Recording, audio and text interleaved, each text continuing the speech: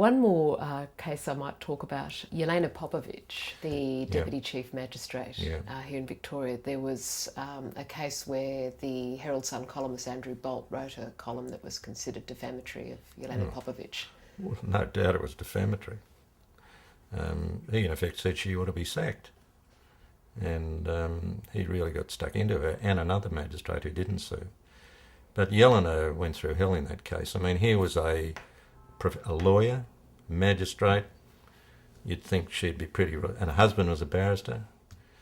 They, after the successful outcome of that case, they threw a party entitled Back from the Brink. They thought they'd go broke if they lost the case. It was a tough case, hard fought. But, an interesting case. A lot of points came up in that case.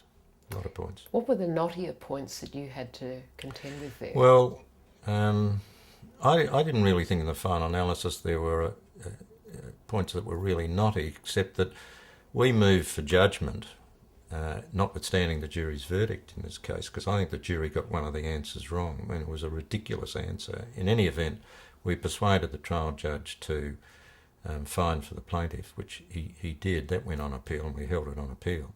They applied for special leave to the High Court and refused, so we hung on to it. I mean, one of the appeal judges, who's a mate of mine, Bill Gillard, just capriciously took away the $20,000 exemplary damages that had been awarded for Andrew Bolt claiming victory on the stairs of the court after he'd been warned by the judge the case wasn't over yet and don't say anything about it. And up gets Andrew Bolt and claims he's had a big win, and he got potted $20,000 by the trial judge for contempt of court for disobeying his instruction. Well, Billy Gillard decided to take that away from the plaintiff. Nothing much you could do about that. There were a lot of points in the case, but it's like everything. In the final analysis, it turned on the facts and how well the plaintiff went in the witness box, and how I thought Bolt did badly as a witness. I was cross-examining him at one stage, and I don't know why I asked him this. It was a pretty stupid question when you look back on it, but I said, well, do you feel sorry about all what's happened to you, Mr. Bolt? He said, yeah, I do. He said, I'm sorry for myself, I'm sorry for my wife, I'm sorry for...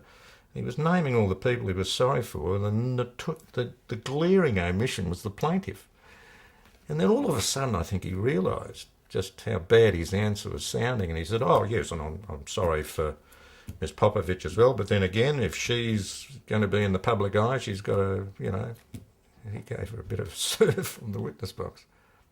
Do you think the outcome of the case led him to in any way modify his approach, shall we say, in his column towards law and justice issues? Don't know.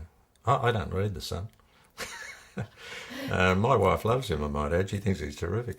The reason he went down, the reason they lost the case, is because when you make a comment or express an opinion on a matter of public interest, you have got to base it upon truly stated facts. You can't invent facts and then make a comment. That's what he'd done. He had the transcript of the hearing that he used as the basis for his argument.